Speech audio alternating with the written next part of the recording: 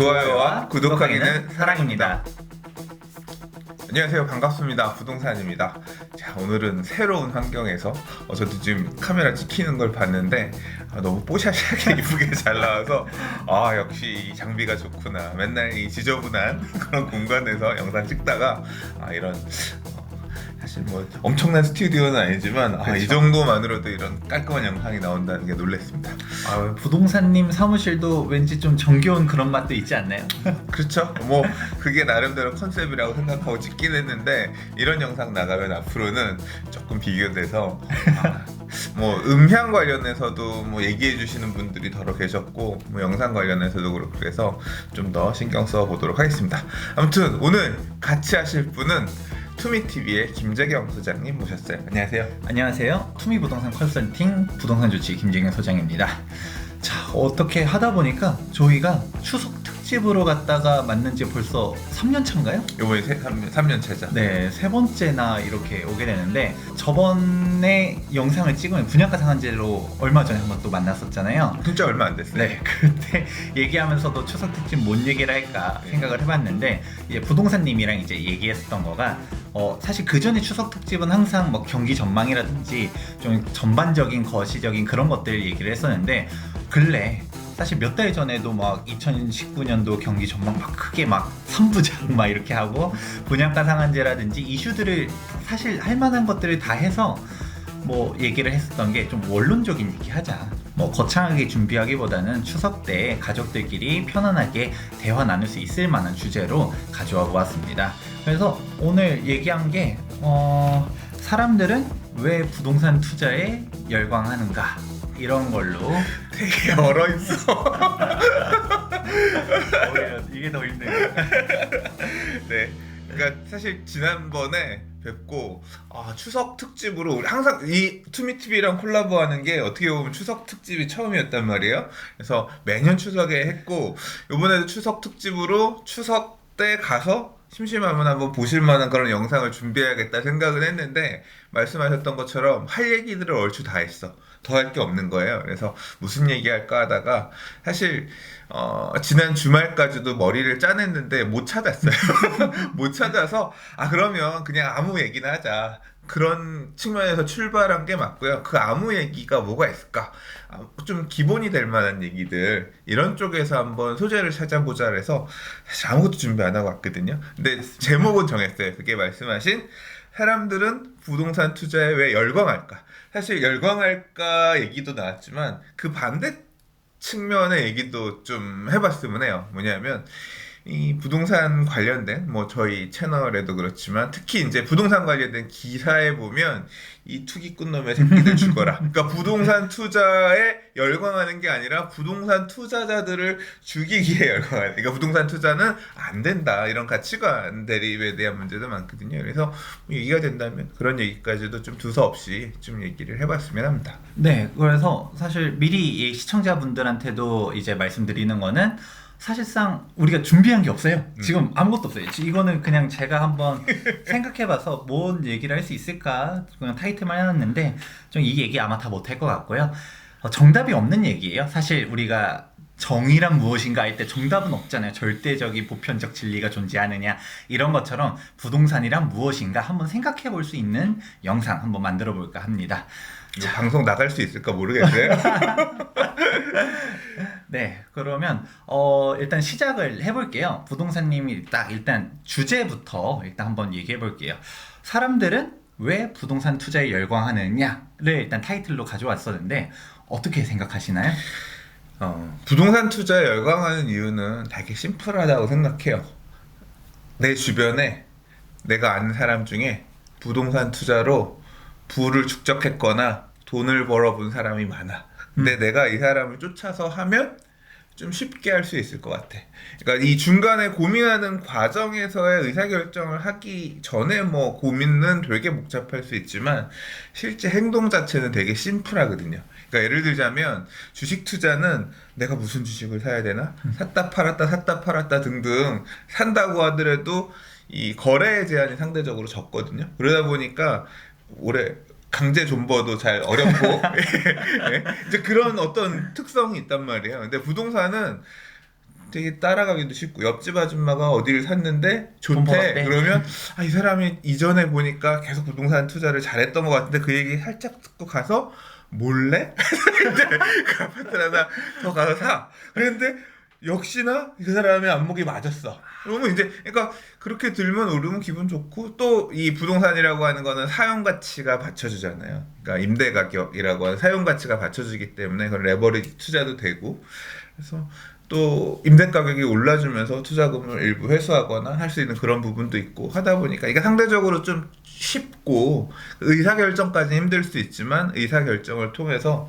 성공적인 이 결론이 나게 되면 그 경험을 토대로 해서 자꾸 하니까 했던 방식으로 사람들이 더 벌고 더 벌고 그러니까 우리나라는 어떻게 보면 부동산 투자 불패 신화에 따라서 먹어본 사람들이 먹어서 부를 이렇게 차지했던 사람이. 사람들이 많이 있다 보니까 그래도 상대적으로 내가 접근하기에는 쉬운 방법이 아니겠느냐라고 해서 쫓아가는 것 같아요. 그런 투자자들이 많이 있다 보니까 뭐 열광한다는 표현까지는 모르겠지만 아무튼 부동산 투자를 상대적으로 내가 쉽게 가야 접근한다. 될 길이다 라고 생각하는 분들이 많이 계신 것 같아요. 일단 확실하게 접근성이 쉬울 수밖에 없을 것 같아요. 뭐 예를 들어서 방금 전에 주식도 잠깐 언급해 주셨는데 주식 같은 경우는 일단 이거 먼저 부동산님이 얘기해 주셨던 거 옆집 아줌마가 부동산을 얼마를 벌었어 하다못해 내 사무실에 있는데 여기 김대리가 얼마를 벌었어 이거는 얘기가 쉽게 접한단 말이에요. 근데 주식 같은 경우는 막연하게 뭐 떨어졌다라는 이런 얘기도 많이 들리고 주식으로 큰 돈 벌었어라는 사람 얘기를 접하는 경우가 많지는 않잖아요. 실질적으로 주식을 투자하는 사람들을 없는 사람들도 워낙 많고 근데 부동산은 대부분 쉽게 접근하다 보니까 주변에 들리는 얘기가 많다 보니까 아무래도 가만히 있으면 불안감이 생기는 이유도 그런 거일 수도 있을 것 같아요. 근데 요새는 사실 부동산 투자에서 누가 돈 벌었어 얘기가 많이 들리지만 지난 하락장에는 부동산 샀다가 망했어 얘기 되게 많았거든요. 절대 그쵸. 사면 안 돼. 이런 얘기가 되게 파다하게 지배했던 시절이 1년, 2년이 아니에요. 수년 그렇게 지속이 됐었고 지금 서울 수도권, 서울 지역 같은 경우는 부동산 가격이 많이 올랐지만 지금 지방 같은 그쵸, 경우는 지방은 좀 전에 강하죠. 야, 부동산은 투자로 살 게 아니야. 내가 얼마나 고생했는데 이제 그 얘기들이 어떤 그런 이 하락의 담론이 부동산 투자를 지배하는 그런 지역들도 있고 그렇죠. 네. 막연하게 좀 부동산에 겁을 드시는 분들 같은 경우 보면 애초에 금융위기 때 부동산 불패 신화가 한번 깨졌잖아요. 금융위기 때 하면서 IMF 당분간 때 금융위기 그쵸. 때 2번 깨졌죠. 그때 막 떨어지면서 지금도 너무 거품이다 이제 안 올라간다 이제 부동산 하면 일단 막연하게 아직도 접근을 이제 거부하시는 분들도 그런 실패에 대한 경험 그리고 성공에 대한 경험이 혼재하다 보니까 부동산을 바라보는 시각들이 좀 복잡할 것 같아요. 사람마다 다 다르고 저는 되게 운명론 그러니까 이게 어떤 거냐면 그런 게 있어요.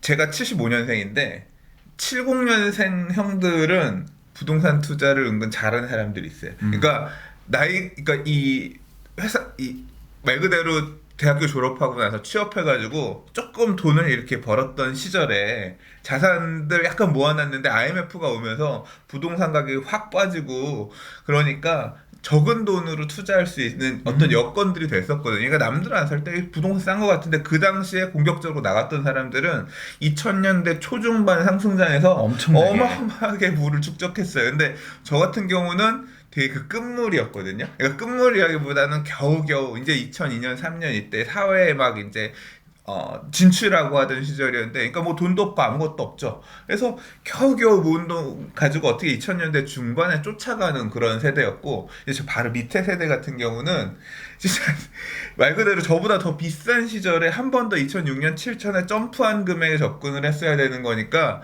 자포자기하는 경우도 많았고, 그 시절에 진입을 했다가 하락장에서 엄청 고생했던 세대들이 많아요. 근데 반대로 금융위기가 오고 나서 2010년, 11년, 12년, 13년 그쵸. 그 시절에 이제 사회에 진출해가지고 월급 조금씩 모으고 있는 자산 포함해가지고 부동산 가격 지금 이거 너무 싼 거 아니야 라고 생각했던 세대들, 그러니까 대략 보면 저보다 한 10살 정도 어린, 그러니까 지금 한 30대 중반 정도, 이분들이 한 3, 4년 전에 움직였던 경우에 적은 금액으로 투자해가지고 또 이번 상승장에서의 어떤 수익을 엄청나게들 엄청나게. 먹었거든요. 그러니까 이게 빨리 무조건 일찍 사는 것도 좋지만 이런 타이밍적인. 타이밍이 되게 중요한데 이 타이밍이 보면 우리가 20대 때 돈이 많은 게 아니라 30대 때 돈이 많은 게 아니라 결국은 내가 번 돈 모아가지고 움직일 수 있는 시점이 내 인생에서 나이대별로 나오잖아요. 그 나이대하고 부동산 상승 하락장을 이 잘 맞아 떨어진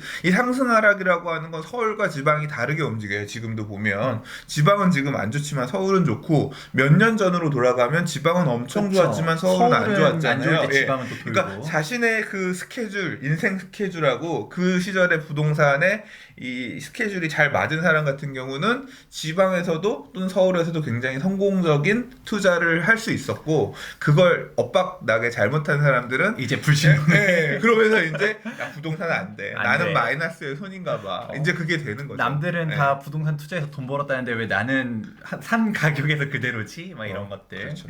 지금 사실 지난 텀에서 뭐 물려가지고 아직 10년이 지나는 기간 동안 아직 물려서 못 털고 나오는 맞아요. 걸 들고 계신 분들도 있어요. 되게 유명한 분들 중에서도 나 아직도 물려 있다.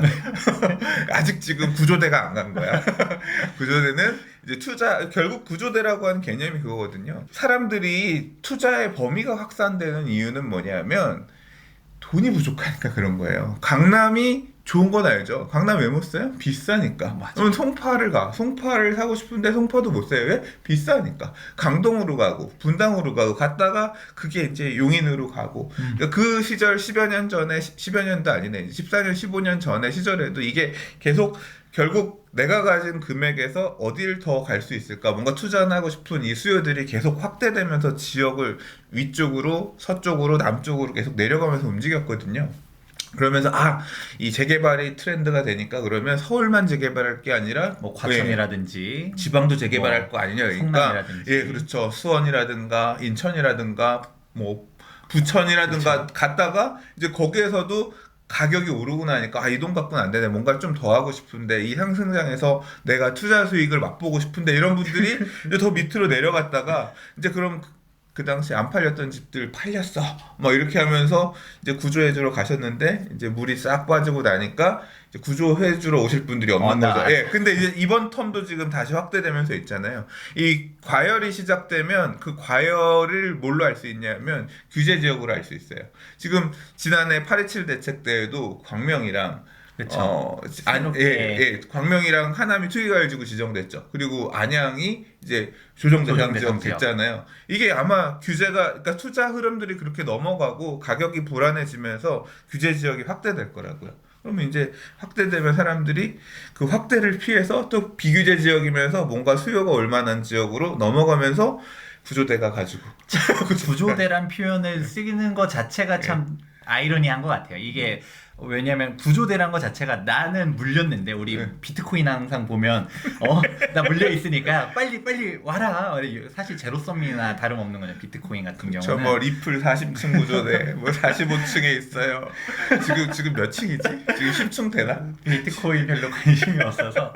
근데 이제 그런 거죠. 사실 아이러니한 것 중 하나가 가격 올라가는 거는 이제 맨 마지막에 올라가요. 이런 외곽 지역 같은 경우는 맨 퍼지고 이제 부동산이 얘기했던 것처럼 여기는 너무 비싸니까 내가 갈 수 있는 금액대에서 좀 여긴 괜찮은 것 같아 하면서 쭉 뒤늦게 올라가는데 빠지는 거는 제일 먼저 떨어진단 말이에요. 그렇죠. 그렇기 때문에 물이 빠지고 나면 여기도 사람 있어요. 그러니까 구조해 여기도 주세요. 집 있어요. 여기 어디라고 지원 얘기 아니에요. 여기 좀 투자해 주세요. 나 얼마에 물렸는데 빼주세요. 막 이게 이렇게. 선택지가 많아서 그래요. 그러니까 위로 올라가면 올라갈수록 마치 피라미드처럼 딱 그러니까 좋은데 하면 뭐 강남구, 서초구 이런 식으로 딱 가지만 가격대가 예를 들어서 가격대가 밑으로 내려와서 내가 3억에 30평형대 아파트를 봐야겠다. 2억 5천만 원, 2억에 30평형대 아파트를 봐야겠다라고 하면 그걸 선택할 수 있는 지역은 범위를 따지면 어마어마하게 많거든요. 그러니까 결국 그 지역 수요들로 해결을 해야 되는 건데 그 지역에는 그렇게 투자 수요들이나 이런 게 안 만들어지면 그냥 실수요로만 움직일 수밖에 없는 거고 결국은 그런 데서는 전세 가격이 되게 중요하고 사실 그런 지역을 많이 연구하고 접근해서 이 지역은 수요와 공급이 부족해서 뭐 불안할 거야 어쩌고 저쩌고 하면서 움직이는 분들이 갭 투자자들, 뭐 이거 전국구 갭 투자 전문가들이 이제 그런 것들을 하셨던 거죠. 근데 그게 판단이 잘못되면 지금도 물려 있는 분들 많고 그 전세 부분 잘못 판단하면 고용 부분이 흔들려서 그 지역의 전세 가격들 흔들려 버리면 지금 문제되는 뭐 지금 세입자들 보증금 못 돌려주고 전세 가격도 빠지면서 뭐 문제가 사회적 문제가 되는 이런 상황이 되는 거죠. 갭 투자 얘기하니까 일단은 여기까지 한번 정리를 해보자면 지금 우리 왜 부동산에 열광을 하느냐라고 했을 때 부동산님이 얘기했었던 거에 가장 대표적인 거는 접근성이 쉬워서라고 정리해볼 수 주변에 있을 것 같아요. 부동산 투자로 돈 벌어본 사람들을 많이 봤고 저거는 내가 따라하면 할 수 있을 것 같으니까 상대적으로 좀 어렵지 않아서 그렇게 이제 좀 많이 하지 않았나? 예. 그렇죠. 예. 뭐 내가 투자를 할 때 주식도 하려면 좀 알아야 될 것도 많고 금도 뭐 생각해 볼 수 있을 거고 외화는 사실 더 어렵고 그러니까 사실 만만한 게 부동산이다. 그리고 실물 자산 했을 때 그렇게 접근해 볼 수 있을 것 같은데 자 그럼 두 번째로 생각해 볼게 방금 갭 투자 얘기하셨었잖아요. 네. 그러면 갭 투자라고 했을 때 사실 갭 투자가 지금 지방만 사람들이 뭐 소액으로 투자 막 이렇게 얘기해 볼 수도 있겠지만 일반적 우리가 방금 전에 제가 부동산님 얘기했었던 것 중에 공감했었던 것 중 하나가 타이밍이다. 이거가 시기가 맞아야 된다라는 것도 공감했었던 게 뭐 강남은 말도 안 해요. 강남 아니라 이 마용성 이런 데들도 뭐 완전 신축까지는 아니더라도 20년 차 된 아파트들 한 11년도 막 12년도 이때만 해도 몇 천만 원으로 살 수 있는 아파트들이 많았거든요. 전세가율이 워낙 높았기 때문에 이런 것들도 생각해 볼 수 있기 때문에 그때 산 사람들은 진짜 내 돈 저희가 극단적으로는 한 1,000만 원, 2,000만 원의 아파트 성동구에 있는 아파트 산 사람들도 많이 봤어요.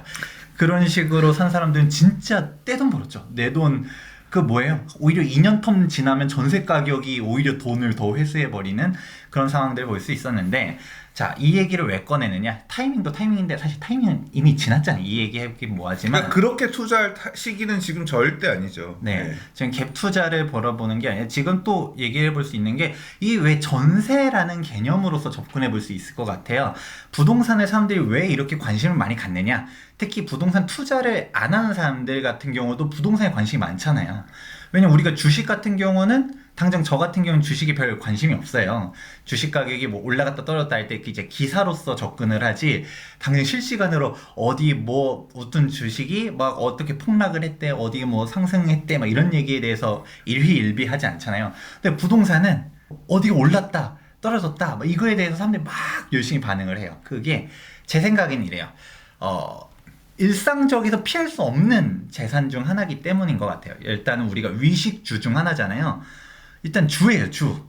뭐 먹고 입고 이건 그렇다 치지만 내가 부동산을 싫다라고 해서 거주 안 할 수는 없는 거잖아요. 내가 길거리에서 텐트 치고 살고 이럴 수는 없으니까 내가 막상 부동산 투자적인 마인드 접근을 안 하더라도 일단 살 곳은 필요해요. 하다못해 전세든 월세든 살아야 되는데 이 얘기가 갑자기 왜 떠올랐냐면 전세가율 얘기할 때 전세 가격이 왜 계속 올라가느냐에 대해서도 이런 부분에서도 접근해 볼 수 있을 것 같아요. 내가 왜 꼭 살아야 되다 보니까 나는 집이 필요해.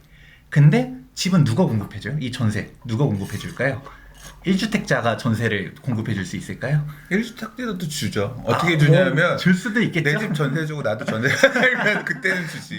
근데 일반적으로 다주택자들이 민간 임대 사업자라고 할 수 있긴 하죠. 그러니까 결국 그런 투자자들이 들고 있는 물건이 뭐 임대주택 공급 채널이 그쵸. 되긴 하는 거죠. 사실 좀 아이러니한 부분이라고 생각해 볼 수 있어요. 다주택자가 무조건 악의 축이냐라고 생각해 보면 그 다주택자들이 공급을 해준단 말이에요. 우리나라가 사실 외국과 다르게 전 민간 임대주택의 비율이 절대적이에요. 한 80% 그런 걸로 알고 있거든요. 그렇게 되는데 이 다주택자들이 전세를 안 내준다라고 하면 그럼 내 전세에 갈 집이 없는 거예요. 이게 어떤 식으로 제한됐냐면 전세가율을 보시면 좀 알 수 있다고 생각하는 게 금융위기가 터지고서 부동산이 이제 더 이상 투자로서 접근을 한동안 안 했었잖아요. 이제 부동산을 아무도 안 살려고 해. 근데 내 돈이 있으면 집을 샀는데 떨어지는데 뭐하러 사요? 전세를 가지. 그러니까 전세 가격은 계속 올라가.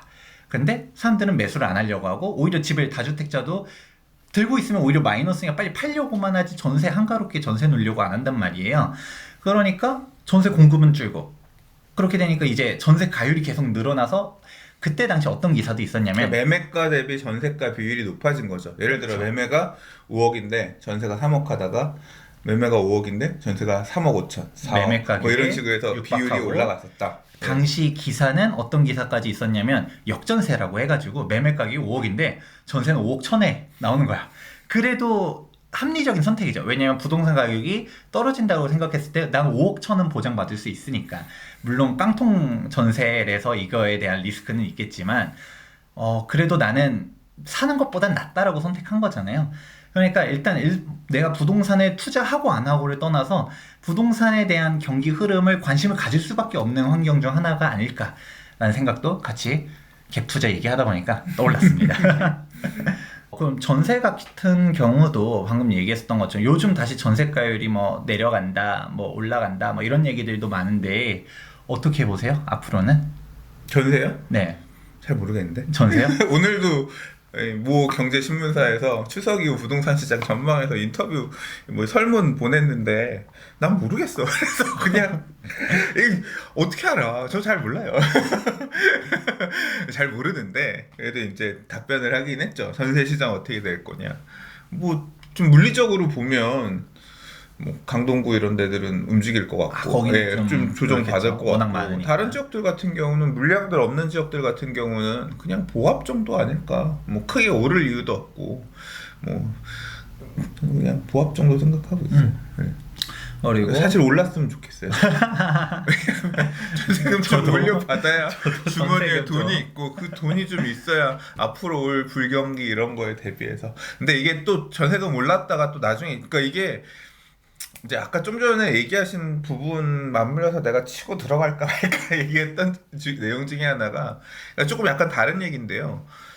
그러니까 지금 미국이랑 유럽이랑 금융위기 오고 나서 한 일이 뭐냐면 다 금리를 내고 그 다음에 돈을 양적 그쵸, 완화를 양적 돈을 완화. 찍었잖아요. 우리나라도 결국 그 영향 하에서 그러니까 저금리가 계속 유지가 됐단 말이에요. 그러니까 이 경제 위기를 타개하기 위해서 저금리를 강제적으로 전 세계가 똘똘 뭉쳐가지고 저금리 이걸 했단 말이에요.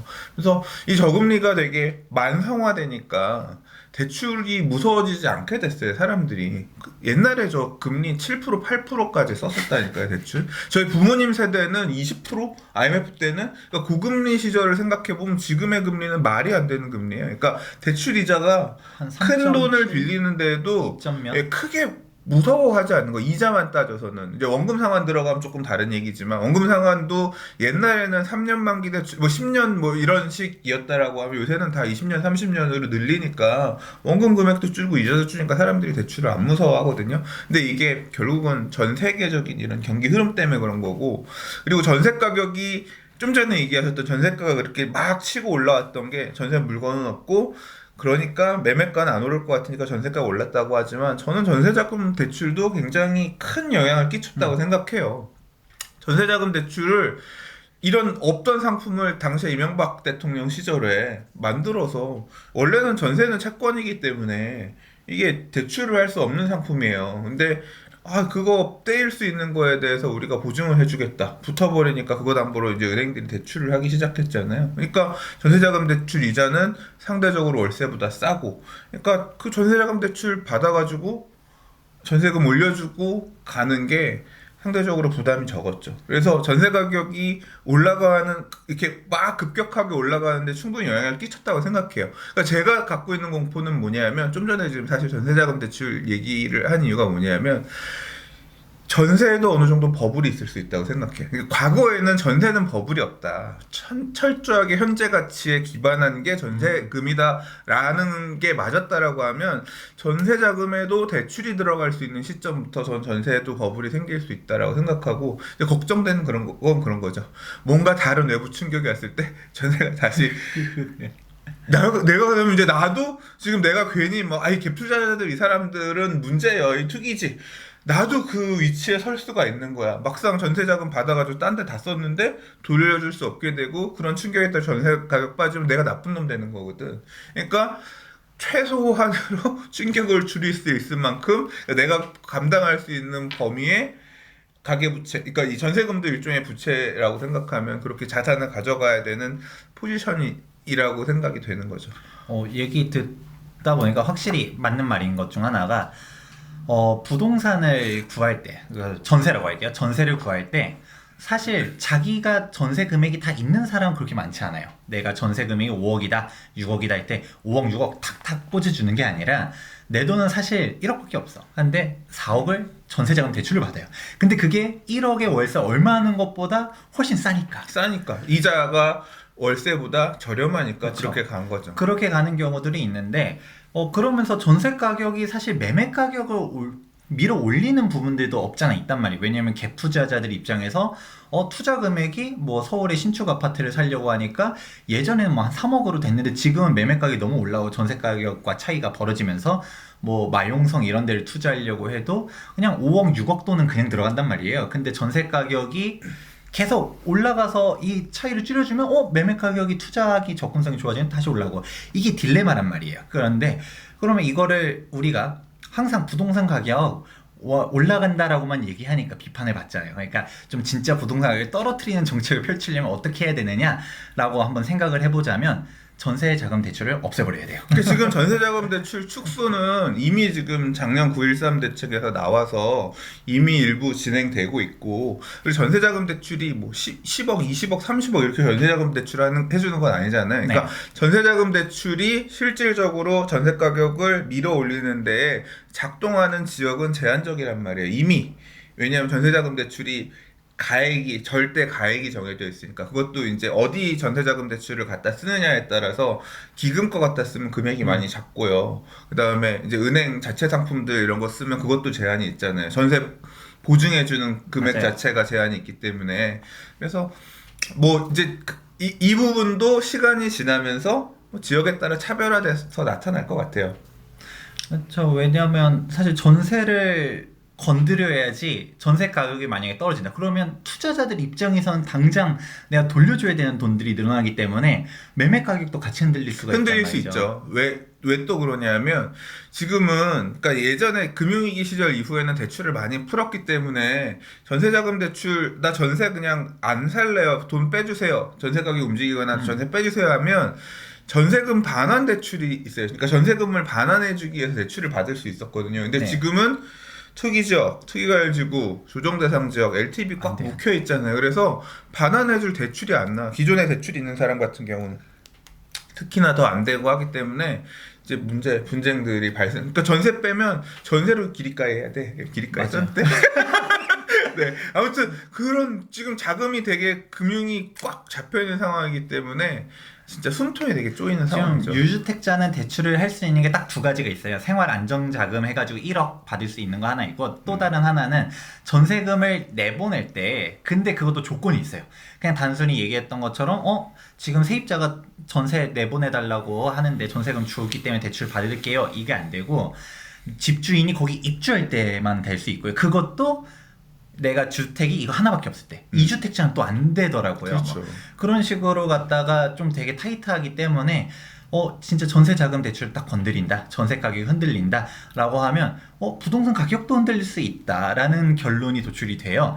반대로 전세를 갖다 계속 이대로 냅두면 사실 부동산 가격 가만히 있다가 전세 가격이 쭉 올라가서 다시 밀어내고 이런 부분들이 계속 되풀이 될 수 있기 때문에 사실 전세는 건들긴 건드려야 되는데 사실 쉽지가 않죠. 근데 옛날처럼 전세가 대비 매매가 비율이 지금 그러니까 사실 이게 어느 정도 버블 구간이라고 생각하는 게 예전에는 매매가가 8억인데 전세가가 6억 뭐 이런 식이었어요. 근데 지금 그 6억 하던 애들이 전세 6억 5천 7억 되는데 매가는 지금 12억 13억으로 튀었거든요. 그러니까 이게 전세금 5천만 원 떨어진다. 지금 여기에서 전세금 5천 1억 빠진다라고 해서 매매가가 엄청나게 밑으로 내려올 만한 상황이냐, 또 그런 집들이 얼마나 많을 것이냐는 또 별개의 문제라고 생각해요. 그렇죠. 이게 뭐 전세 가격 1억 빠졌다고 매매 가격 1억 빠지고 이런 거는 단순하게 되는 건 아니고 이제 우리가 흔들릴 때 그런 거랑 또 일단 접근성이 더 높아지긴 하겠죠. 투자에 대한 허들. 우리가 그 전에 지금도 투자 금액 마용성 신축 들어가면 한 6억 돈 들어갔는데 이제 앞으로는 7억 8억 들어간다라고 하면 아무래도 접근할 수 있는 사람들이 적어지니까 더 올라갈 수 있는 설령 떨어지진 않더라도 올라갈 때 한계가 좀 더 그렇죠. 그러니까 생긴 그 하겠죠. 부분은 있는 것 같아요. 이게 제가 말씀드리고자 했던 거는 전세 가격이 5천일억 빠지면 매매가가 5천일억 빠진다 생각할 수 있는데 사실 매매가 5천일억 빠지는 거는 지금 사실 다른 사유에 의해서도 그 정도의 출렁임을 보이면서 움직이고 있거든요. 그러니까 그 정도의 옵션 중에 하나는 반대로 지금 전세가가 더 올라가지 못하고 지지부진하거나 만약에 떨어진다라고 하면 매매가가 이걸 딛고 더 치고 올라가기에는 부담스러운 갭 상황이 발생되고 있다. 네, 그렇게 지금 봐야죠. 지금 사실상 전세를 좀 잡아야 된다라고는 생각하는데 이 말처럼 쉽지 않은 것 중 하나가 집값을 잡으라고 했더니 왜 무주택자인 우리를 공격해라는 마인드가 올 수도 있기 때문에 사실 강력하게 하려면 전국적으로 아예 전세자금 대출이라는 상품을 아예 못 만들게 해라 이런 극약 처방까지 해야지 실질적인 타격이 좀 오지 않을까라는 생각도 좀 들긴 하거든요. 그걸 하는 목적이 뭐야? 전세 가격을 붙잡아서 매매 매매 가격을 잡아라? 그렇죠. 그건 좀 나는 그래. 그거는 너무 프로파간다 아닌가? 네. 뭐 사실 더한 네. 것들도 있다라고 생각하지만 네. 일단은 뭐 진짜 부동산 가격을 잡는다는 정책을 만약에 무조건적으로 뭐 여러 정책들 펼치잖아요. 근데 사실 뭘 펼쳐도 효과 없다라는 얘기들 사실 제가 많이 얘기했었잖아요. 그러니까 맨날 저기 김재경 소장이라는 사람은 정부가 뭘 하더라도 맨날 효과가 없다라고만 얘기하고 상승론자다라고 하니까 그래서 제가 한번 생각해 보는 거예요. 그러면 진짜 떨어뜨리기 위한 실질적인 정책은 무엇일까라고 하면 전세자금 대출을 아예 제한해 버린다. 그러면 내가 순수하게 돈이 2억이 있어서 가든가 아니면 1억에 얼마 월세로 가든가 이렇게 가게 되면 집을 살 생각이 없는 임차인들이 그걸 받아들이겠냐고. 이게 사실 전세자금 대출 걷어내면 월세 시대로의 전환이 급격하게 그쵸. 이행이 되는 건데 좋은 집에는 살고 싶은데 그 전세금은 낼 돈은 없어. 그럼 월세 살아야지. 그럼 월세 시대로 가는 거를 싫어하는 사람들 많이 있잖아요. 나 월세 내고 사는 건 별로야. 저도 되게 부담 될 텐데. 그게 뭐 이게 딱 재밌는 것 중 하나예요. 전 세계적으로 전세라는 제도가 우리나라밖에 없다는 얘기는 많이들 알고 있잖아요. 이게 사실 전세라는 제도가 존속할 수 있는 거가 무엇이냐라고 생각해보면 매매 가격이 상승이 전제로 돼 있을 때 이게 성립이 되는 거예요. 왜냐면 금리가 워낙 낮다 보니까 예전처럼 뭐 고금리일 때면 뭐 얘기가 또 달라질 수도 있어요. 근데 전세 금액 5억을 받았어도 이걸로 금리가 얼마 안 되면 사실 받아봤자 의미가 없는 거예요. 내 이 전세를 뭐하러 받아? 월세를 꾸준히 받는 건 내 돈인데 전세는 돌려줘야 되잖아요. 근데 이자도 그렇게 안 돼. 그러면 전세를 받을 이유가 하나도 없는데 왜 그렇게 하냐? 갭 투자자들이 내가 레버리지를 극단으로 내가 대출을 받는 거랑 비교했을 때 전세가 훨씬 더 유리하기 때문에 전세를 놓고 매매가격이 상승한다는 전제가 있기 때문에 그렇게 전세를 놓는단 말이에요. 근데 그게 없다라고 생각하면 전세를 놓을 의미가 없어지고 그게 사실 전세를 존속시키냐 아니면 부동산 가격을 잡느냐 둘 중 하나를 일단은 해야 되는 건데 가면 갈수록 전세라는 제도는 없어질 거라고는 생각을 해요. 왜냐면 우리도 금리가 워낙 낮아지고 있고 부동산 가격이 올라간다라는 전제로 가는데 진짜 정부가 목표로 하는 것처럼 부동산 가격이 작겠다라고 하면 전세가 없어지겠죠. 난 모르겠어. 왜냐하면 부동산 경제라고 하는 건 생물과 같아서 그때 지금도 사실 전세를 쓰는 이유는 집값이 올라갈 거 사실 집값이 떨어진다고 하더라도 전세를 유지할 수밖에 없어요. 왜?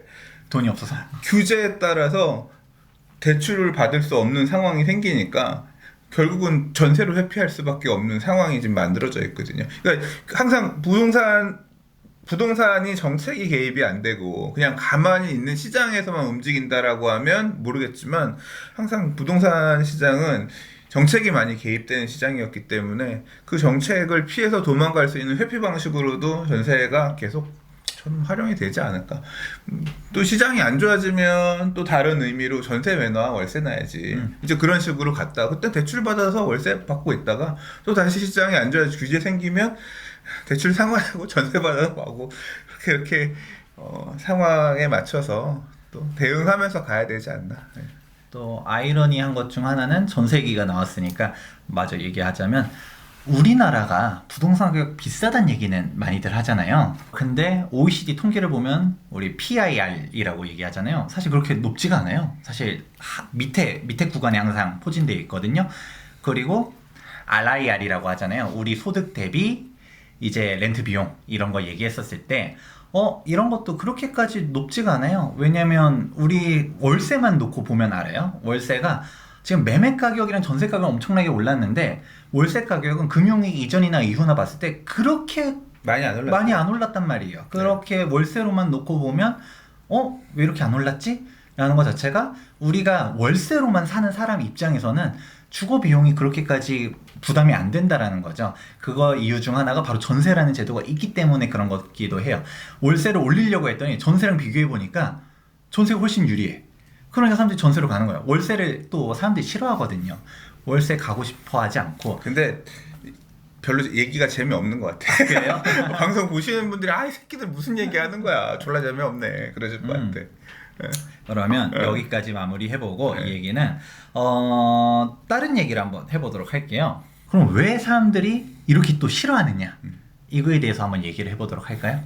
왜 싫어하느냐? 부동산 투자를 악으로 규정하는 그쵸. 이유. 근데 그거는 뭐 아까 말씀하셨던 부분에도 어느 정도 포함이 되어 있는 얘기인데 나를 직접적으로 구속하는 문제이기 때문에 그래요. 집값이 오르면 결과적으로 임대 가격도 매매가에 수렴해서, 그러니까 기대 수익률, 요구 수익률이라는 게 있잖아요. 집을 갖고 있는 사람이 내가 이 집을 얼마 주고 샀는데, 또는 내가 이 건물을 얼마 주고 샀는데, 내가 이 부동산을 얼마 주고 샀는데, 그거에 따라서 이만큼은 임대료가 나와줘야 내가 그래야 세금도 내고 한다. 그래서 이제 결국 그걸 회수하려고 하잖아요. 이 조세 전가라고 하고 결국 투자 수익률을 확보하기 위해서 결국은 세입자들로부터 임대료를 받아야 되는데 그 임대료가 올라가는 상황이 생기죠. 올라가면 올라갈수록. 그러니까 오른 집값은 대부분의 사람한테 부담스러울 수밖에 없을 거예요. 그러니까 집을 하나 갖고 있는 사람도 이렇게 하지 않을 것 같고, 안 갖고 있는 분들, 지금 무주택자 비율이 뭐 한 40-50% 되잖아요.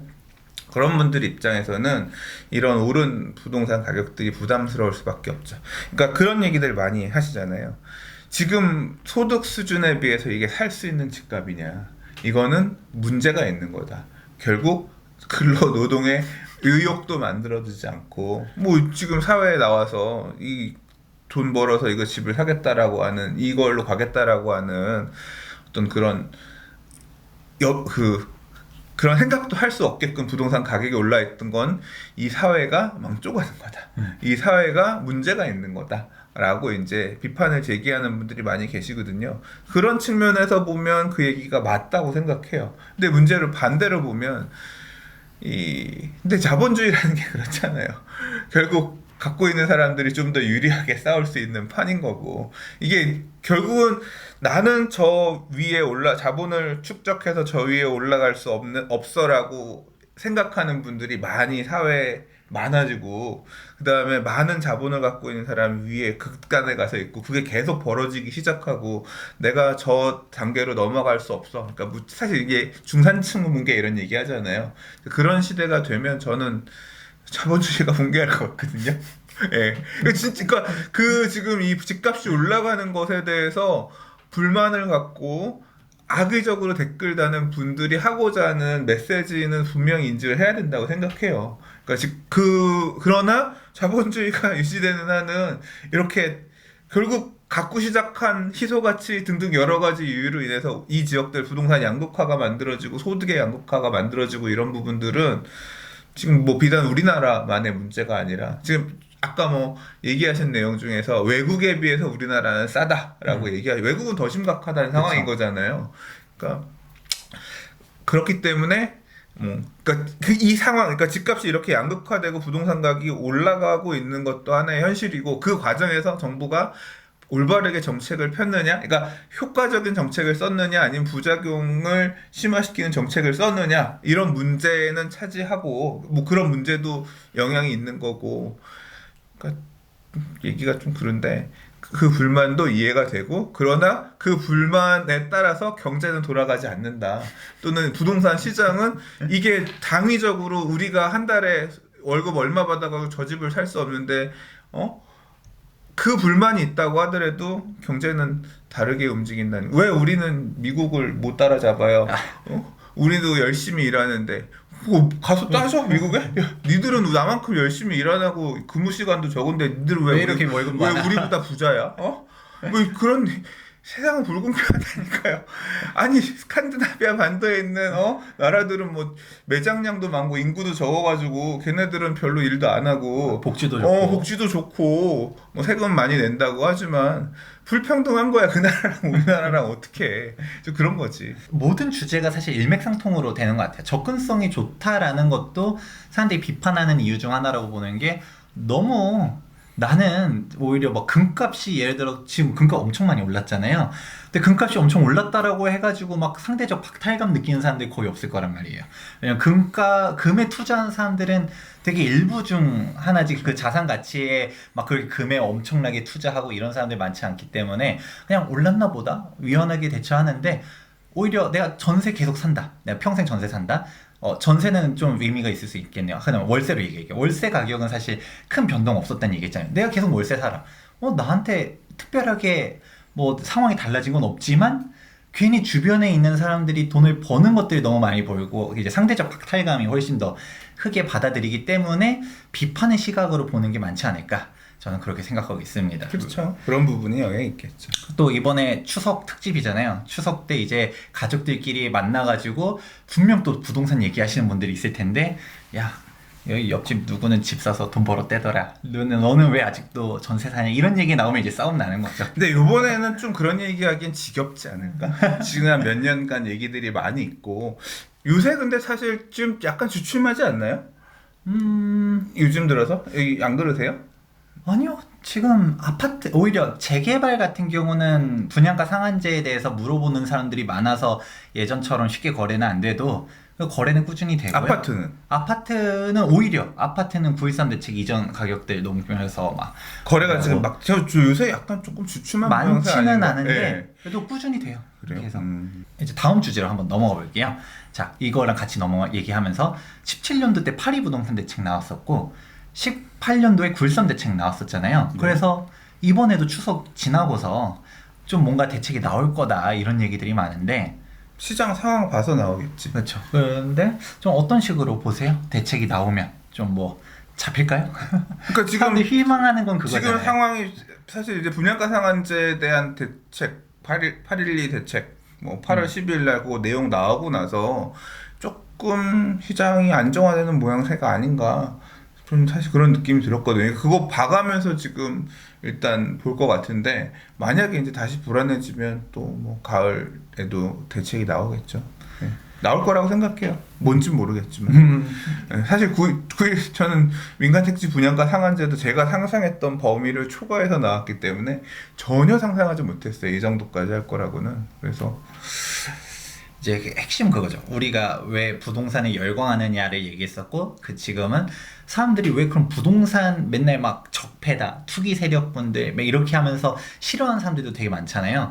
그러면서 뭐 네이버 댓글 보면 되게 재밌어요. 막 이제 문재인 대통령님 빨리 집권 이전 가격으로 돌려주세요. 막 이렇게 하는 사람들이 되게 많은데 그럼 정책을 또 내놔요. 그러면 정책을 내놓는다는 것 자체가 집값 더 안정시키기 위해서 내놓을 거 아니에요? 집값이 안정될까요? 모르죠. 사실 방향성은 똑같아요. 이 정권이 사실 어떤 정책을 내놓을지에 대해서는 저도 모르죠. 얼마나 세게 나올지, 진짜 막말로 전세를 건드려 버릴지 이런 것도 전혀 모르겠지만 사실 방향성 자체는 현 정권 트렌드는 뭐냐? 다주택자들을 억제하고 이렇게 가고 있는데 이게 양극화를 사실 불러오는 거란 얘기는 예전부터 많이 했었어요. 내가 여러 채를 가지고 있는데 집을 다주택자를 유지하지 말래. 세금도 더 내고 뭐 이렇게 되다 보니까 불안하잖아요. 그냥 상관없어라고 끌고 가는 사람들도 있겠지만 불안해서 파는 사람들도 나올 텐데 그럼 지방부터 정리하고 경기도 정리하고 서울 여러 채 있어 서울 외곽 정리하고 중심지 있는 데들 가지고 간다. 소위 말하는 똘똘한 한 채 이 얘기가 괜히 나오는 게 아닌 거고 똑같은 서울이라고 하더라도 지금 아파트만 미친 듯이 올랐지 5억 뛰고 10억 뛰고 할 동안 그렇게 많이 안 올랐거든요. 빌라 같은 경우는 서울이라고 다 올라간 게 아니란 말이에요. 상대적인 그 상품별 양극화도 훨씬 더 벌어지고 있는데 이런 거를 갖다가 막연하게 계속 지켜볼 수 있는 거냐? 사실 이렇게 얘기해 볼 수도 있죠. 왜냐하면 다주택자들이 문제야라고 하면서 다주택자를 계속 억제를 해요. 그렇게 생긴 결과가 이렇게 되고, 그럼 정부 입장에서 봤을 때는 야 너네 빌라 봐봐, 빌라는 아직도 싸잖아, 빌라 사러, 이런 얘기가 되는 것인지, 아니면 높으신 분들의 마인드가 어떤 건지 모르겠지만 이 결과를 만약에 예측했다라고 하고서도 추진했다라고 하면 야 어차피 이런 거죠. 우리가 연봉이 1억이라고 칠게요. 그럼 한 1년 실수령액 뭐 4대 보험 떼고 세금 떼고 하면 한 7천 얼마 정도 될 거란 말이에요. 그 중에서 한 얼마 정도 저축할 수 있을까요? 한 절반? 저축한다 해도 뭐 한 3천 얼마? 저축하겠죠? 그거 1억 모으는 게 사실 우리가 계속 몇 억 이렇게 얘기했지만 1억이 엄청 큰 돈이란 말이에요. 서울에 사실 정상적인 맞벌이라고 하고 고소득 전문직이라고 하더라도 집 사는 것 자체가 너무 힘든 세상이에요. 그러니까 어차피 서울 집은 너네 능력으로는 부모님이 해주지 않는 이상은 못 사. 그럼 현실적으로 너 서울 집값을 잡는 건 불가능하니까 뭐 경기도 집값을 잡겠다, 지방 집값을 잡겠다. 그렇게 따지면 우리가 집값은 계속 올라갔다라고도 얘기하지만 실질적으로 따져보면 앞에서도 얘기했었던 것처럼 서울 수도권 집값이 올라간 거지, 경기도만 해도 지금 집값 눌려있는 데들이 있고 지방은 떨어지고, 그렇게 따지면 오히려 내가 저소득이다라고 했을 때 지방 가서 사기는 더 좋아지는 세상 아닐까? 라고 만약에 생각하고 정책을 펼친다. 진짜 어떻게 생각을 펼쳤는지 모르겠지만 그게 오히려 소득 수준 낮으신 분들한테는 더 현실적으로 도움이 되는 정책 아닐까, 이런 생각도 좀 해보거든요. 난 뭔 소린지 모르겠어.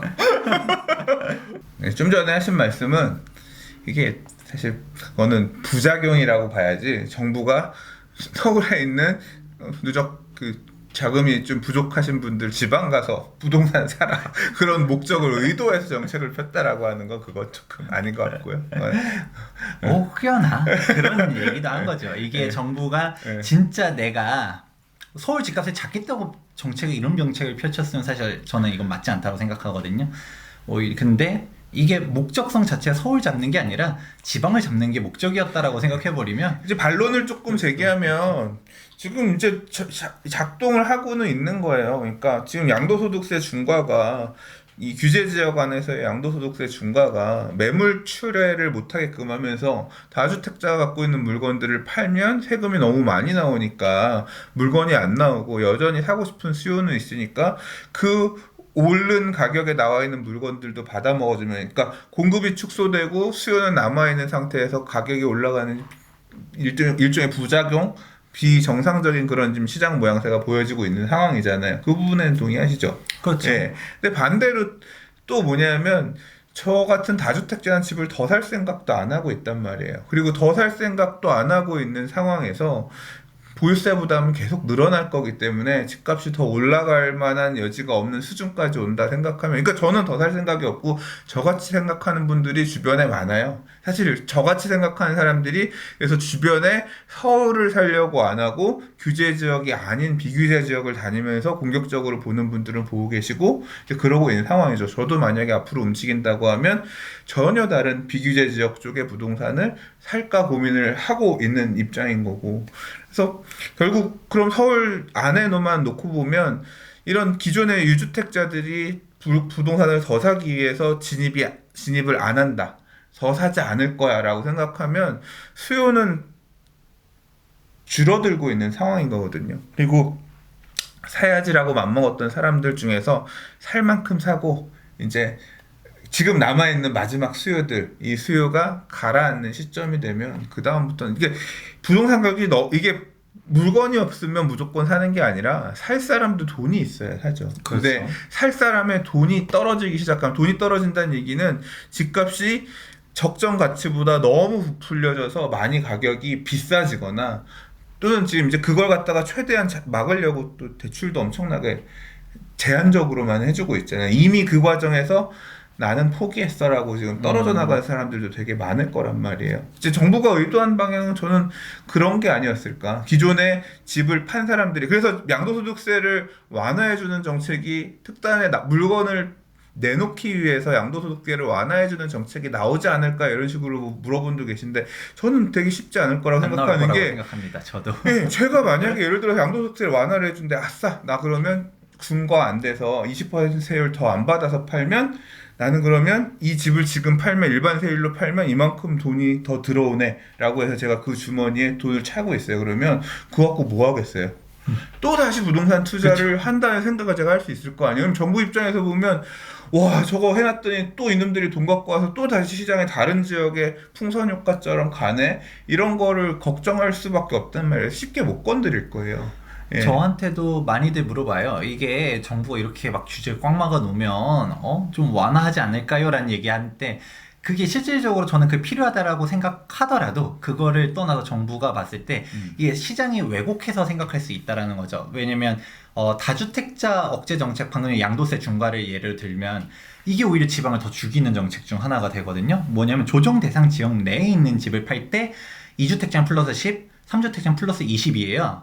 그렇게 되는데 지방에 있는 집을 팔 때는 중과가 없어요. 그러면 이제 정부 입장에서는 어떻게까지 생각했는지 모르겠는데 지방에는 규제가 없으니까 샀다 팔았다 자유로워, 너네 하던가 말던가 해 라고 생각할 수도 있는데 오히려 다주택자 입장에서 봤을 때는 내가 양도세를 최대한 줄이는 스탠스로 간다라고 하면, 왜냐면 뭐 지방에 있는 집도 세 채가 있으면 종부세 중과가 붙잖아요. 그렇게 되기 때문에 내가 주택수를 줄이려고 해. 그러면 어디를 먼저 파느냐? 조정 대상 지역이 아닌 주택을 먼저 팔게 된단 말이에요. 왜냐면 내가 세 채를 가지고 있다. 그랬을 때 서울 조정 대상 지역 내에 있는 주택을 먼저 팔게 되면 플러스 20인데 조정 대상 지역이 아닌 주택을 팔면 일반 세율로 팔고 그 다음에 조정 대상 지역 내 주택을 팔면 플러스 10만 되니까. 그죠. 이게 오히려 더 지방 집을 먼저 처분하게 되는 요건들이 되게 그러니까 그게 된다는 부작용이지 의도한 방향이라고 해석하는 거는 위대한 방향이라고는 안 했었고요. 예, 그치, 그거 약간 그렇죠. 이제 그리고 그래서 결국 지금 생각하고 있는 거는 이 시장이 그렇게 어느 시점이 되면 가격 때문에 그렇든 어떻든 간에 좀 멈춰서는 시점. 버블은 어느 시점이 되면 터지거나 또는 이제 변곡점이란 건 다시 오잖아요.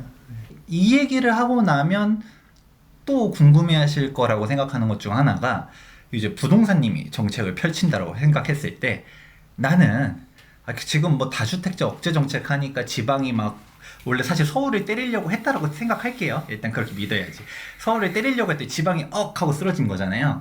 근데 진짜 내가 서울 집값을 안정화시키고 싶어. 그럼 어떤 게 필요하다고 나는 몰라. 생각하세요? 나는 내가 그러니까 뭐 저는 관심도 없고 제가 그런 정책, 그러니까 제가 그런 자리에 없다는 게 얼마나 축복이에요. 예?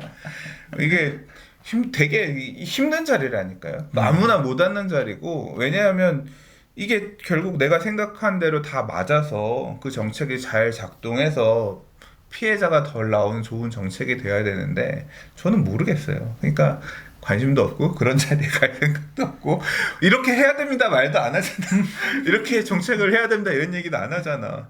충분히 결국 정부가 의도했던 어떤 정책의 방향도 가고자 했던 방향이 있어. 부작용이 지금 커서 문제인 거지. 만약에 저보고 하라고 했다면 다른 방향으로 했겠지만 지금 하는 식으로 이렇게 규제를 가는 형태로는 안 했겠지만 제가 생각하는 시장 방향하고는 좀 다른 방향이니까 근데 어떻게 해야 된다라고는 말 못하겠어요. 그럼 일단 제 생각을 한번 얘기해 보자면 그래, 제 얘기를 그렇죠. 해봐요. 나 물어보지 말고. 만약에 진짜 집값을 잡겠다라고 하면 사실 거래세를 좀 낮추고요. 뭐 취득세라든지 양도세 이런 걸 좀 낮추고 보유세를 엄청나게 높여야 되겠죠. 사실 외국 예를 많이 들면서 외국의 뭐 보유세를 얘기하면서 보유세 높이라고 하는데 외국은 거래세가 되게 낮아요. 그런 것처럼 우리도 보유세를 높이면서 여러 채를 가지고 있는 것 자체만으로도 애국자가 되게끔. 근데 그것도 말이 맞아요? 안 돼. 왜 말이 안 되냐면 미국은 부동산 가격 안정됐어요. 보유세 높다고. 올라가죠. 그러니까 그게 보유세를 높인다고 해서 부동산 가격이 안정화되지 않아. 투기라고 하는 거는 사람이 욕심이라고 하는 거는 그 상황에 맞춰서 또 움직이는 거야. 제가 생각할 때는 미국은 부동산 가격이 안 불어나냐고. 보유세 뭐 갖고 자기가 매입한 가격의 1%를 매년 보유세로 낸다라고 하지만 거기도 가격이 미친 듯이 올랐잖아요. 네. 저는 그래서 보유세를 올린다고 해서, 그러니까 제가 그런 거예요. 효과적으로 보유세를 늘리고 이런 부분들은 전에 심경 교수님이랑 얘기할 때 일시적인 충격일 가능성, 일시적으로 충격만 주고 그거에 따라 가격이 움직이고 나면 그걸 당연하게 받아들이는 새로운 수요에 수요죠. 의해서 다시 가격은 움직이면서 시장 상황에 따라서 또 올라가거나 떨어지는 할 거라고 하는데 해외 사례를 보니까 그렇겠네. 뭐 저는 그렇게 생각이 그렇게 됩니다. 따지면 예. 전세도 똑같아요. 예. 전세가 외국은 없는데도 불구하고 가격 뭐 걔네들은 뭐 거의 주택 매매 금액의 대부분을 현금으로 동원해도 올라가는 상황이니까 그게 볼 수도 있는데 또 다른 하나는 좀 그거죠. 이걸로 집값을 완전히 때려잡는다가 아니라 좀 우리가 정부가 원하는 게 그거잖아요. 일단 충격을 줘서 꺾는 건데 꺾지도 못하고 있으니까 지금 그런 거를 얘기할 때 또 다른 거는 좀 희소성을 완화시켜야 된다라고 좀 생각합니다. 예를 들어서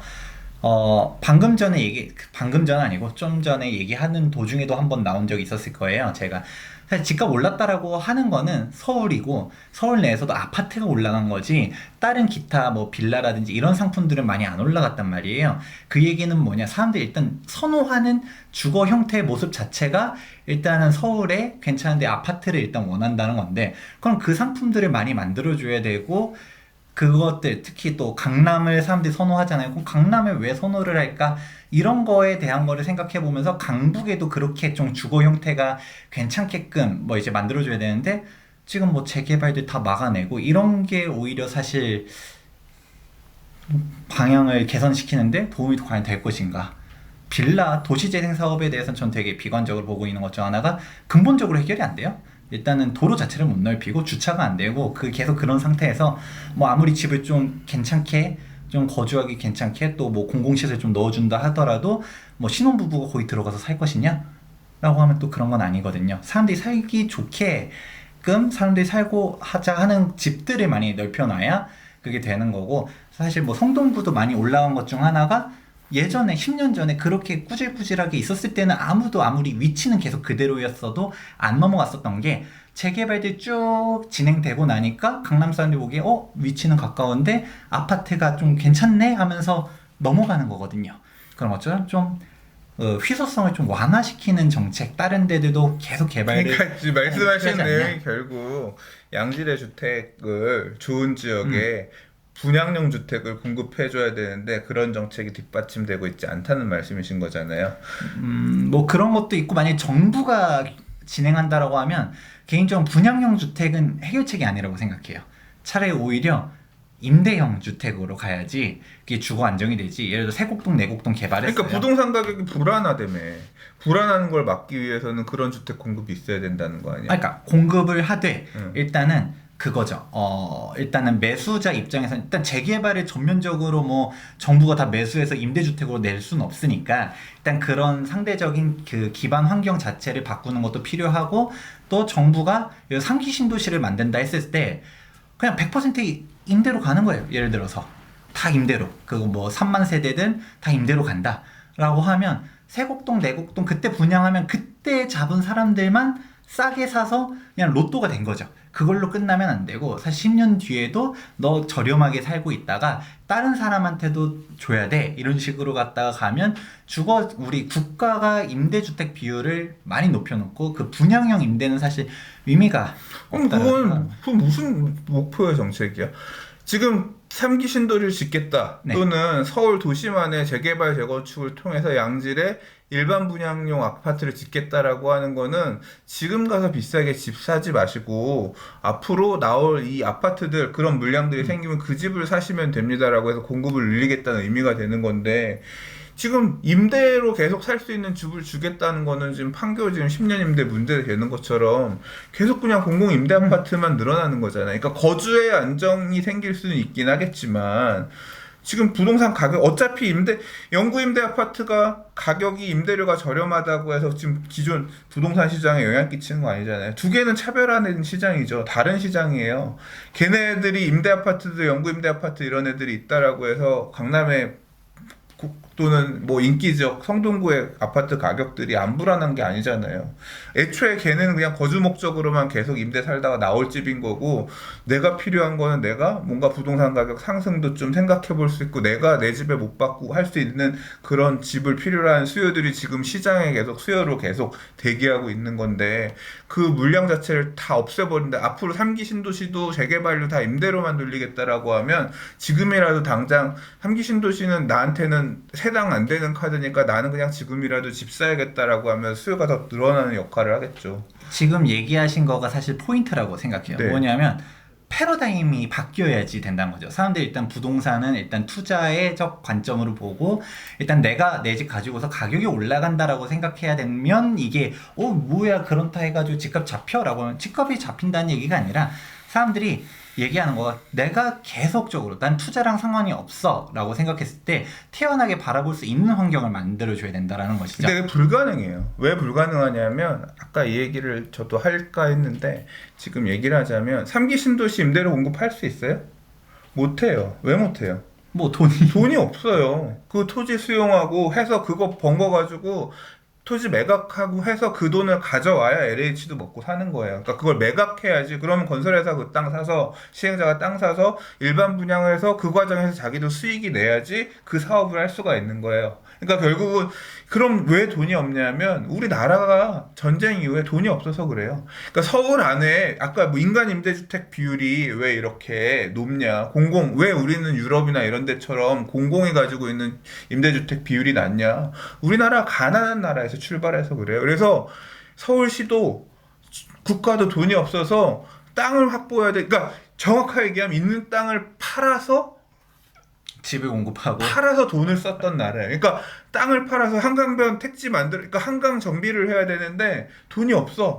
그래서 이거 한강변에 있는 모래 파가지고 옆에다 택지 붙여서 잠실이고 반포고 이런데 택지 이거 만드는 돈이 없으니까 그거 땅 파는 비용을 해가지고 그걸 땅을 팔아가지고 그 사업을 한 거예요. 그러니까 땅을 가질 수가 없어서 갖고 있었던 땅들도 어떻게 해서 땅 만든 거 있으면 그거 민간에다 팔아가지고 그 돈 갖고 나라에 쓰고 그랬거든. 그러니까 결국 가난해서 국가가 가난한 데서 출발했기 때문에 그런 거거든요. 그러니까 그게 지금 계속 이어지고 있는 거예요. 지금 뭐 서울시의 3기 신도시 관련해서 그러니까 이 공급 대책 항상 부동산 대책은 수요 대책하고 공급 대책이 있는데 공급 대책이 경기도권에서는 이번에 나왔지만 3기 신도시가 나왔지만 서울은 안 내놨어요. 서울은 그린벨트 안 풀었단 말이에요.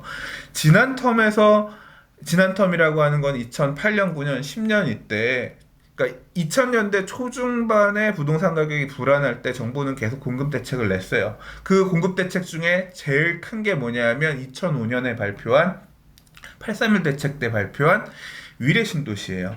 강남의 부동산 가격이 불안하고 그렇기 때문에 강남의 부동산 이 공급을 채워줄 만한 강남 대체 신도시를 짓겠다. 그리고 기존에 조성 사업을 하고 있던 판교도 중대형 평형 중심으로 당시는 중대형 평형이 계속 올랐으니까 중대형 평형 많이 공급할 거고 위례 신도시는 아예 중대형 평형 중심의 신도시로 만들어서 공급을 할 테니까 이 공급을 채워줄게 라고 했는데 그 시절에 추진했던 공급 물량들이 지금 아직도 북일의 분양 다 안 끝났잖아요. 되게 뒤늦게 시간을 두면서 공급이 됐잖아요. 근데 그 물량들이 지금 오고 그 다음에 이명박 대통령 오고 나서 2009년도에 보금자리 주택 하겠다고 가을에 발표하고 나서 세곡 네곡에 있는 그린벨트 풀어서 굉장히 싸게 갖겠다. 그러니까 옆에 아파트는 그 당시에 공포는 그거였어요. 서대문구 끝자락에 있는 재개발 구역의 아파트 일반 분양 조합원 분양가가 4억 5천 이렇게 나오는데 강남의 바로 옆에 있는 그린벨트 아파트가 4억에 나온다는 거예요. 민간 사업이 되겠어요? 그러니까 앞으로 민간 사업들이 다 작살나면서 이런 그린벨트들을 강남 인근에 풀어서 공급을 할 거니까 사지 마세요 하니까 그런 공급이 당시에 먹혔는데 이번 공급 대책에는 서울시가 서울 안에 있는 그린벨트를 안 풀었잖아요. 안 풀었고 뭐 한다라고 했냐면 공급하겠다라고 얘기했는데 공급하겠다고 하는 물량은 저희 경찰서 헐고 거기에 경찰서 새로 짓는데 위에는 아파트를 지을 거예요.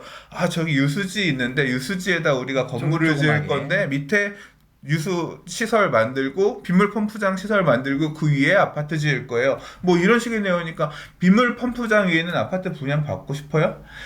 분양하지도 않을 거예요. 제가 생각할 땐 임대 목적 아파트일 거란 말이에요. 그러니까 그런 식의 공급 대책만 나오니까 과연 뭐 충분한 수요를 이게 채워줄 만한 공급이냐 시장이 반응하고 있는 거죠. 저거 나올 물량들은 어차피 우리 목 거 아니야라고 하니까 안 가는 거고. 근데 이제 앞으로 나올 가능성은 있죠. 서울시가 이제까지 안 쓴 카드니까 서울시가 갖고 있는 다른 그린벨트들을 더 풀어서 공급하겠다 이런 식으로 나올 수도 있을 거라고 생각해요. 할지 안 할지 모르겠지만. 현실적인 네. 얘기 계속 이제 돌고 도는 거지만 이제 여기서 이 지금 이제 시청자분들도 아마 판단해 보실 수 있을 거예요. 제가 얘기한 부분이랑 부동산님이 얘기한 부분 종합해 보면 사실 결론 다시 나오는 거예요. 뭐냐면 제 생각은 그런 거죠. 결국은 정부가 임대주택을 하는 거는 좋아. 근데 문제는 돈이 없어라는 얘기를 이제 부동산님이 얘기해 주셨고, 그렇기 때문에 뭐 세곡 내곡동이든 하다못해 위례 같은 경우도 결국 택지 분양해서 다 집을 짓잖아요. 그럼 일시적으로 안정화는 당시는 시켰었죠. 근데 이제 세곡 내곡이니 위례니 그때 공급이 이제 쭉 차고 나면 이제 시세가 형성되고 난 다음에 이제 또 다시 그냥 움직이는 거지, 그게 전체적인 부동산의 계속적인 안정이 추구되지 않는다는 거죠. 예를 들어 위례를 만들 때 100% 임대로 만들었다. 정부가 진짜 미친 척 하고서 돈을 막 쏟아 넣어서 다 예를 들어서 100% 임대를 만들었어. 그러면 거기 살고 있는 사람들은 좀 편안하게 살고 있다가 나중에 나가면 또 그 다음 사람한테도 계속 시대가 지나더라도 계속적으로 주거 안정으로서의 역할을 할 수 있는데, 근데 뭐가 됐던 간에 그 분양을 해버리는 순간 한순간에 이벤트성으로서 그친다라는 거죠.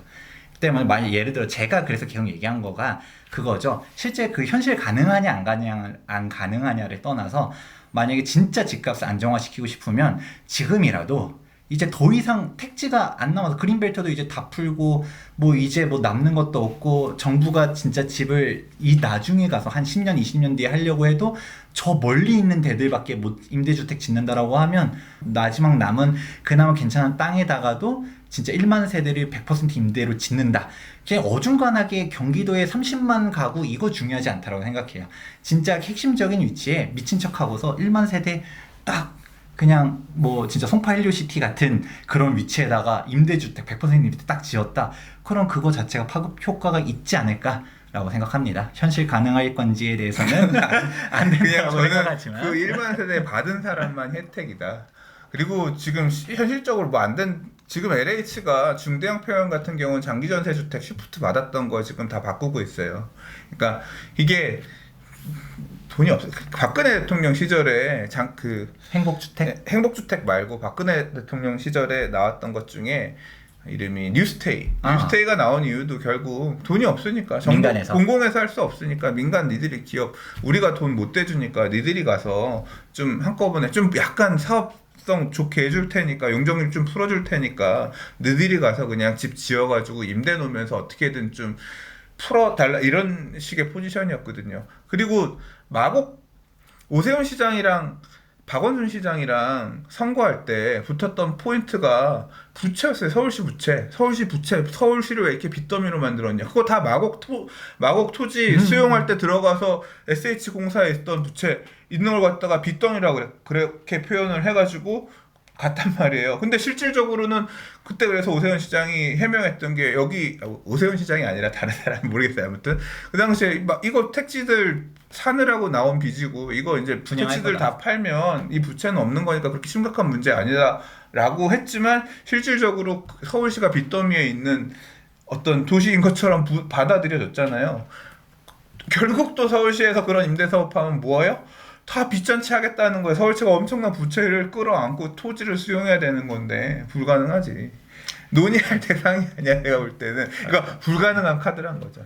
뭐 일단은 네. 정부 예산을 엄청 쏟아붓든 뭐하든 뭐 이렇게 했을 때 해본다면 차라리 저는 그렇다는 그 얘기예요. 뭔가 쓸데없는 데다가 돈을 막 여기저기 퍼뜨리는 것보다 그런 식으로 딱 해놓으면 그 사람들은 계속적으로 안정적인 주거 공급이 될 수 있다. 그런 사람들을 대신 조건들을 걸어놔야겠죠. 뭐 이제 뭐 진짜 저소득층이라든지 그런 사람들한테 서울에 살고 싶어도 그러면 이거를 갖다가 다 불가능이라고 그냥 제가 인정해버리는 생각할 땐 순간은 그거예요. 빌라 살아야 되는 사람들이 좀 좋은 조건으로 그냥 아파트에 사는 수요를 대체해주는 그런 정도지, 걔가 어떤 지금 부동산 가격을 불안하게 하는 이 수요를 잠재워주는 역할은 저는 하지 못할 거라고 생각해요. 저는 이렇게 얘기하고 보니까 진짜 집값 잡기 쉽지 않겠다 라는 생각이 다시 도돌림표로 돌아오네요. 정책을 생각해봐도 저는 되게 나름 괜찮다라고 생각했는데 바로 옆에서 비판을 받고 나니까 하긴 현실성이 좀 떨어지긴 하죠. 많이 그렇게 되는, 또 이거를 그러면 진짜 서울 집값 그럼 영원히 못 잡느냐? 못 잡는 게 아니라 가만히 있으면 잡혀요. 제가 생각할 때는 다리 차면 기우는 거고, 부동산 가격이 상식 범위 이상으로 오르면 시장이 작동을 하면 야 씨발 저 돈 주고는 안 살지 되면서 안 사면서 그 선에서 맞춰지면서, 지금도 가격이 계속 오르는 건 아니잖아요. 심리에 따라서 불안한 사람들이 거래량이 막 엄청나게 터지면서 부동산 가격이 오르고 있는 게 아니잖아요. 지금 쫓겨서 지금이라도 사야 되는 거 아니야 싶은 일부가 가면서 가격의 상한선을 찍어주고, 상한선이 찍히면 갖고 있는 사람들도 야 15억 5천 나왔다, 16억 5천 나왔어, 17억 지금 그러면서 시장이 지금 왜곡되고 있는 거지. 제가 왜곡이라는 표현을 쓰는 거는, 저는 지금 서울의 부동산이 어느 정도 버블 구간에 왔다고 생각하고 버블이 더 커지고 있는 상황일 수도 있다고 생각하니까 그렇게 말씀을 드리는 거예요. 그러니까 정책의 부작용일 수도 그러니까 있고. 뭐 네. 그거죠. 이게 뭐 시장에 가만히 냅뒀으면 이 정도 금액일 게 정부 정책이 오히려 왜곡을 가져와서 이제 뭐 늘리든 뭐 이런 것들이 있을 수 있는데, 사람들이 결론은 그거잖아요. 시장을 가만히 냅둬야지. 적정 가니까 원래 그게 괜히 정부가 어중간하게 정책을 펼쳐봤자 더 힘들어진다 라는 얘기가 되는 것 같기도 하고. 그러니까 부동산 쉽지가 가격이 끝없이 오를 수밖에 없는 거냐? 저는 시장이 작동을 하면 물론 그렇죠. 예, 그렇지 이제 않을 수 있다. 뭐 그리고 천년만년 올라가지 그리고 않으니까. 이제 이미 심리가 많이 위축됐어. 위축되고 있는 상황이고, 저처럼 쫄아 있는 사람들도, 저는 막 뭐 무역 전쟁 이런 거 뭐 사실 이제 요새 좀 저도 좀 얘기를 들어보고 싶은 게 뭐냐면, 디플레이션에 대한 얘기, 공부 이런 것들 사실 되게 공포가 있어요. 잘 모르니까. 디플레이션 시대에는 어떻게 되나? 왜 은행에 돈을 맡기는데 은행 이자를 안 주고 내가 보관료를 내야 되는 상황 시대가 오지? 그런 디플레이션 시대에서는 자산은 어떻게 되는 거지? 이제 이런 문제에 대해서 이제 왜냐하면 유럽이나 이런 데에서 그런 얘기들이 나오고 있으니까, 그래서 이제 그런 얘기들을 좀 사실 저도 물어보려고 다른 전문가 분들을 모셔서 얘기를 좀 들어보려고 하고 있어요. 그렇군요. 디플레이션은 사실 경제학적으로는 봤으면 인플레이션보다 위험한 게 디플레이션이거든요. 근데 지금 시간상 이걸까지 얘기하면 너무 길어질 것 같네요. 하여튼 오늘 위식의 흐름이라고도 얘기하는데 주제없이 얘기를 하기 시작해가지고 쭉 이루어지고 오면서 한 시간 촬영했을까요? 그런 것 같은데 좀 저는 나름 이제 열띤 토론도 하고 오히려 주제가 없이 얘기하다 보니까 막 주제가 휙휙 바뀌어서 시청하시는 분들 입장에서는 좀 정신없을 수도 있긴 할 것 같은데 저는 재밌었어요. 저는 이렇게 방송 찍으면 안 되겠다 사실 그 생각을 했어요. 다음에 할 때는 지난번에 하던 것처럼 적어도 PPT라든가 앞으로 나눌 주제들은 어떤 흐름을 놓고 어떻게 논박을 하거나 서로 의견 교환을 해야지 이게 보는 사람들이, 저는 이게 보시는 분이 이거 늪에서 이 새끼들 계속 답안 나눈 얘기 가지고 싸우고 있네, 이렇게 지금 방송을 보시는 분들이 계실 것 같아요. 죄송합니다. 저희도 이런 얘기가 나올 줄은 몰랐어요. 원래 컨셉이 그런 거였어요. 정답이 없는 얘기를 한번 해보자. 네. 그렇게 매번 이게 뭐 저는 이렇게 생각합니다 하면서 이제 정책이 어떻다, 이렇게 영향은 이럴 것 같다 라고 하면서 정답을 만들어 버리면 받아들이는 입장에서도 이게 뭐 이거 틀렸다, 너는 이제 뭐 맨날 올라간다고 한다, 이런 얘기들 나오니까 좀 추석 때 가볍게 한번 얘기해 볼까 했는데 사실 가볍지 않은 것 같아요. 그냥 뒤죽박죽이야. 뒤죽박죽. 그래서 한번 정리를 할까요? 네. 정리를 하면 일단 뭐 얘기했었던 것처럼 사람들이 왜 부동산 투자에 열광할까에 대해서 이제 우리가 출발을 했었고요. 그래서 얘기 나온 거가 일단 접근성이 쉽다. 그리고 많은 사람들이 좀 많이 여러 주변에서 접하는 것들이 많기 때문에 부동산에 투자를 희망하는 사람도, 혹시 투자를 안 하고 나는 부동산이 아니라고 생각하는 사람들도 부동산 투자해서 돈 벌었다는 사람들 접근을 많이 받다 보니까 이거에 대해서 좀 불만을 많이 갖는 사람들도 있는 것 같다. 왜 많은 대중들이 주식이나 금 가격에서는 그렇게 막 비판을 안 하는데 부동산에 대해서는 비판적인 자세를 가지냐에 대한 얘기도 한번 해봤고, 실질적으로 뭐 전세 시장이 어떻게 되냐 답안 나오는 논쟁도 얘기해봤고, 그러면 부동산 가격은 과연 계속 이렇게 정책적인 얘기, 어떤 식으로 정책을 펼치면 부동산이 좀 안정될 수 있느냐에 대한 얘기도 현실성 떨어지는 얘기 좀 몇 번 좀 해봤습니다. 시청자분들도 생각해보면서 내 생각은 좀 이런데 이 생각은 뭐 부동산님이 맞는 것 같고 이 생각은 뭐 현실성은 떨어지는 것 같지만 제 생각이 맞다고 생각하시는 분들도 있을 것 같아요. 저는 제 얘기를 좀 정리할게요. 네. 제가 제 얘기를 정리하고 싶은 부분은 뭐냐면 부동산 투자는 타이밍이다. 그래서 운빨이 맞는 세대가 있고 운빨이 안 맞는 세대가 있어요. 근데 운빨이 안 맞는 세대도 타이밍을 그러니까 내가 5살 어린 애들이랑 같이 처음 투자했으면 엄청 대박 냈을 거 아니에요. 그러니까 그 타이밍을 맞추면 내 친구들한테 맞추지 말고 그 세대의 타이밍을 잘 맞추면 굉장히 성공적으로 다시 한번 부동산 시장에 올라탈 수 있어요. 이거는 지역이 다 달라지는 거기 때문에 그런 기회를 앞으로도 잡을 수 있을 거라고 저는 생각하고요. 그리고 부동산 투자에 사람들이 열광하는 이유는 뭐다?